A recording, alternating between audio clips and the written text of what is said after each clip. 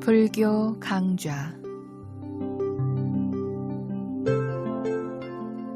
부처님의 향기를 느껴보는 이 시간, 한국명상원 묘원법사와 함께 붓다의 수행법 윗바사나에 대해서 배웁니다.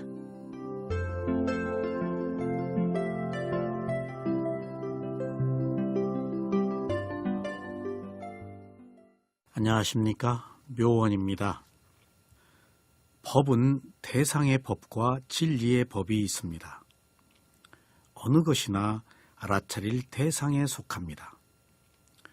법은 항상 있는 것이지만 손에 쥐어줘도 알기가 어렵습니다. 아직 조건이 성숙하지 않았기 때문입니다. 법은 준비된 사람에게만 법입니다. 법은 알아차리는 사람에게만 법입니다. 준비되지 않은 사람에게는 법이 아닙니다. 그러므로 알아차리지 않는 사람에게는 법이 아닙니다. 수행을 시작한다는 것은 대상의 법을 맞이하는 것이며 수행의 결과는 진리의 법을 맞이하는 것입니다. 그러나 어느 경우에도 좋은 결과를 기대해서는 안 됩니다. 좋은 결과는 준비하는 것으로 그친 자에게만 나타납니다. 수행자 여러분, 오늘부터 법을 알아차리는 수행에 대해서 말씀을 드리겠습니다.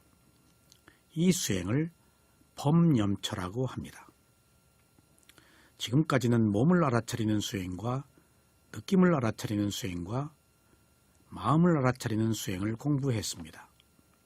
이제 마지막으로 법을 알아차리는 수행에 대해서 공부를 하겠습니다. 이상의 네 가지 대상을 알아차리는 수행을 모두 합쳐서 사념처라고 합니다. 몸을 알아차리는 수행은 들숨과 날숨의 호흡을 알아차리는 수행을 시작으로 해서 네 가지 자세를 알아차리는 수행, 네 가지 분명한 알물 하는 수행, 32가지 몸을 싫어하는 마음을 일으키는 수행, 네 가지 요소를 알아차리는 수행, 9가지 묘지에서 알아차리는 수행에 대해서 공부를 했습니다. 느낌을 알아차리는 수행은 기본적으로는 즐거운 느낌, 괴로운 느낌, 덤덤한 느낌이 있습니다. 그러나 느낌을 자세하게 분류하면 맨 느낌, 육체적 느낌, 정신적 느낌으로 나눕니다. 그래서 몸의 느낌과 마음의 느낌이 있습니다. 느낌을 통해서 육체적인 것과 정신적인 것을 알 수 있기 때문에 느낌이 차지하는 비중은 매우 큽니다. 특히 느낌은 위파사나 수행의 대상이며 깨달음으로 가는 가장 중요한 길목에 있는 대상입니다.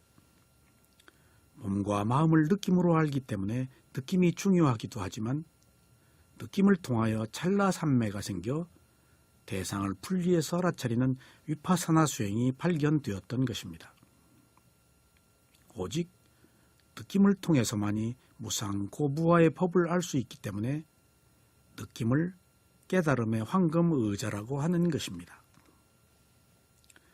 마음을 알아차리는 수행에 대해서는 부처님께서 자세하게 설하지는 않으셨습니다. 그래서 대념처경에서는 16가지의 마음을 알아차리는 것으로 그치셨습니다.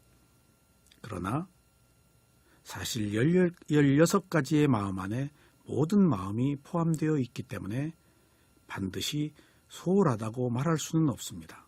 다만 마음에 대한 것은 논장에서 자세하게 밝혔기 때문에 대념처경에서는 간략하게 말씀하셨습니다.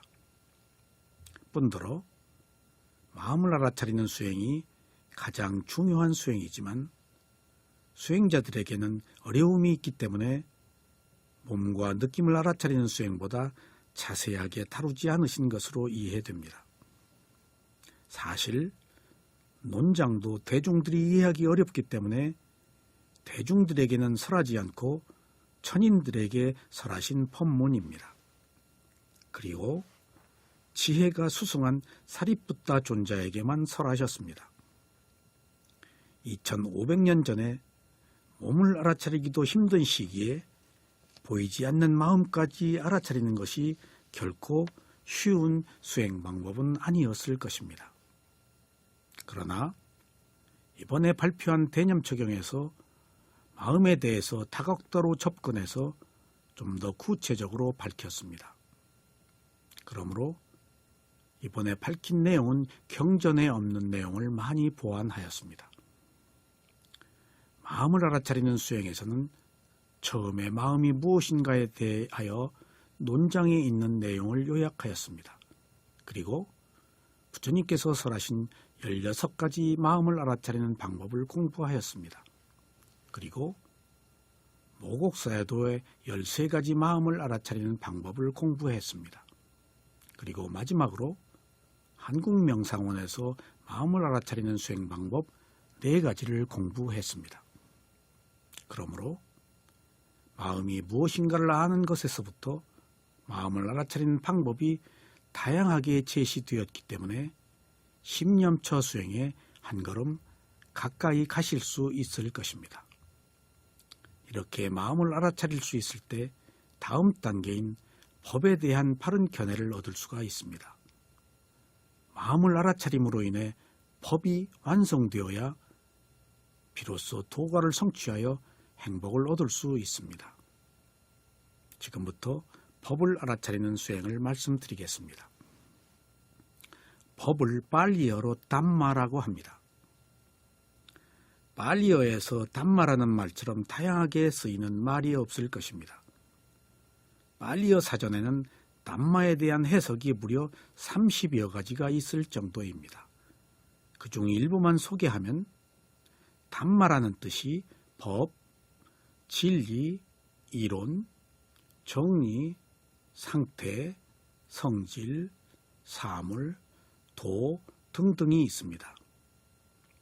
이 담마를 산스크리트어로 말하면 다르마라고 합니다.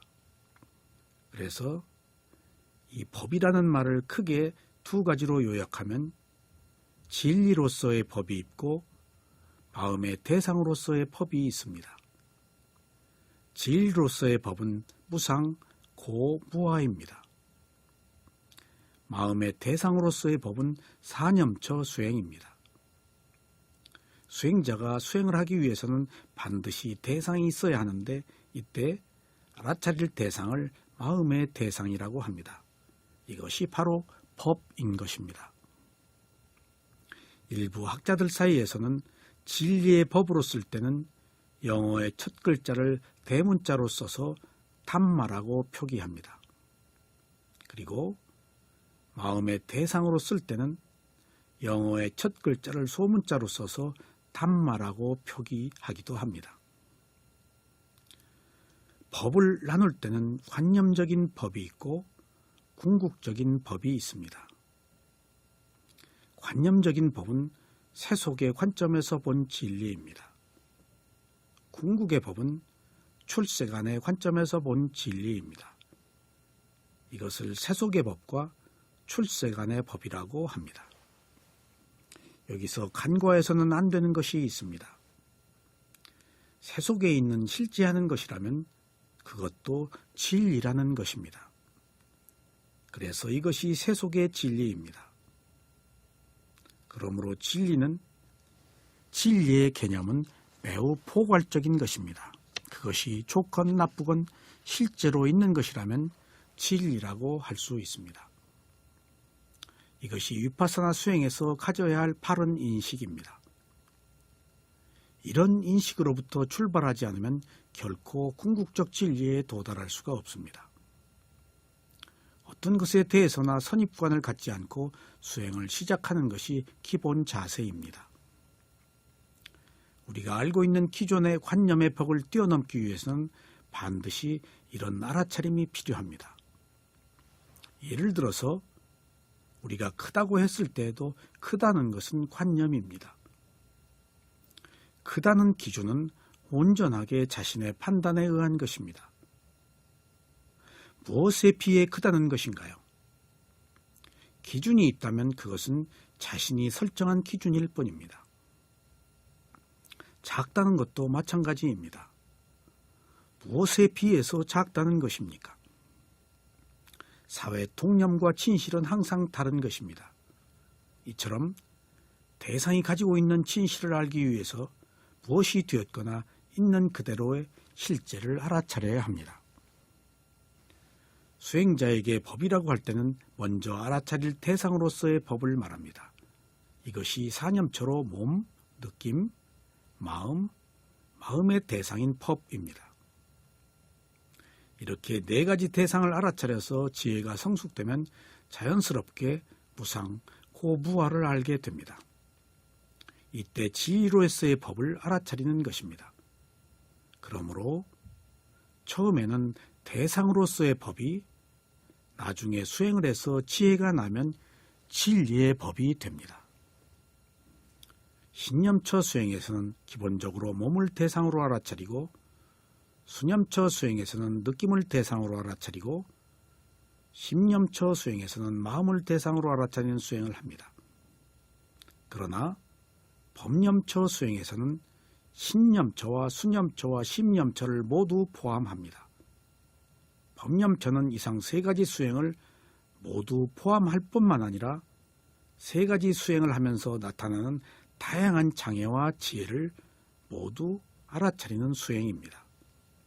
그래서 수행의 완성은 법념처로 이루어집니다. 이처럼 알아차림을 확립하는 위파사나 수행의 대상이 네 가지라서 이것을 사념처라고 합니다. 사실 알아차릴 대상은 몸과 마음입니다. 그런데 여기에 느낌이 포함됨으로써 수행이 구체화된 것입니다.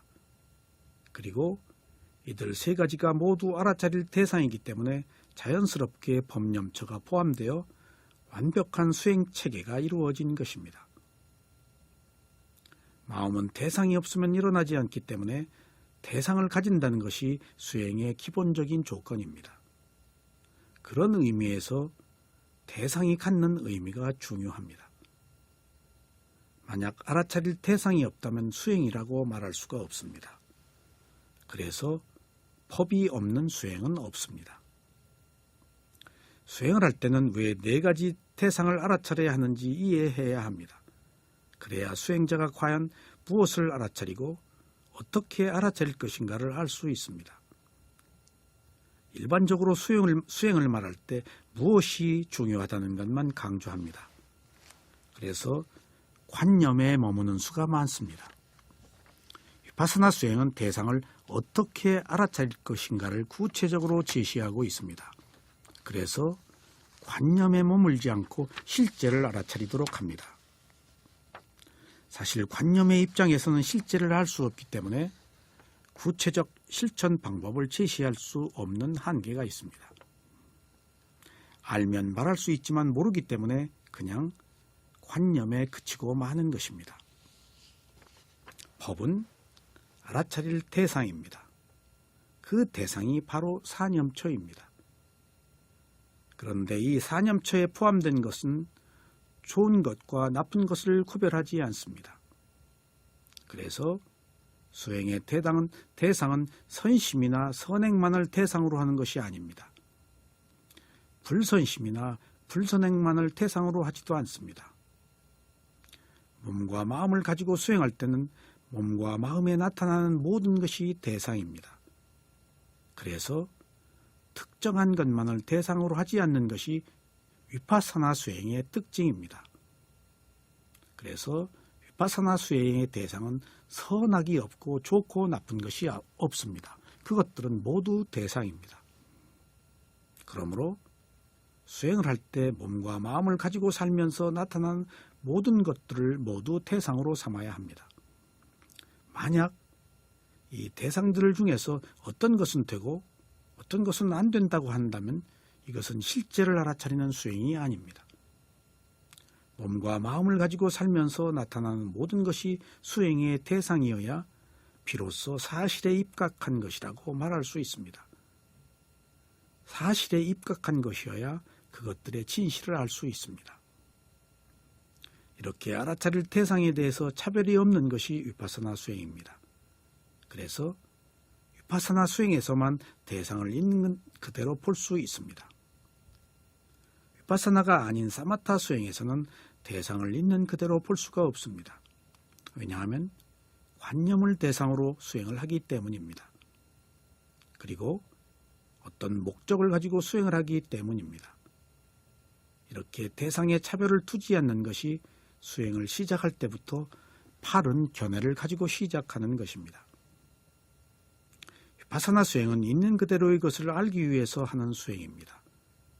그래서 대상이 가지고 있는 성품이 무엇인지를 알아 근본적인 방법으로 대처하는 수행입니다. 수행자들이 처음부터 이런 시각을 가지고 수행하기는 어렵습니다. 누구나 윤회하는 생명은 불선업의 과보를 받아서 사는 것이기 때문에 이 세계를 벗어난 정신세계는 알지 못합니다. 그래서 부처님의 가르침을 통해서 자신의 내면을 통찰하여 스스로 길을 찾아야 합니다. 비파사나 수행의 법념처는 5가지 장애로부터 시작됩니다. 일반적으로 법이라고 하면 진리를 연상하기 마련인데 법의 첫 번째 태상이 5가지 장애라는 것입니다. 5가지 장애는 불선심과 불선과보로 인해서 일어나는 현상들입니다. 이처럼 5가지 장애가 법의 첫 번째 태상이라는 사실은 매우 중요한 의미를 가지고 있습니다. 우리가 5가지 장애 속에서 살아왔다면 우리들이 가지고 있는 고정관념은 5가지 장애 속에서 성숙된 것들입니다. 그러므로 우리가 가지고 있는 견해는 이러한 불선심과 불선행의 정보를 바탕으로 두고 형성된 것들입니다. 그래서 법이 아무리 좋은 것이라고 해도 대상을 바르게 받아들일 수 있는 토형이 조성되어 있지 않기 때문에 반드시 스승의 지도를 받아야 합니다. 법은 알아차릴 대상이고 그 대상은 실지 않은 것으로 어떤 거나 진실한 것입니다. 그러므로 고정관념으로 판단하지 말고 있는 그대로 알아차리는 것이 바르게 법념처를 수행하는 것입니다.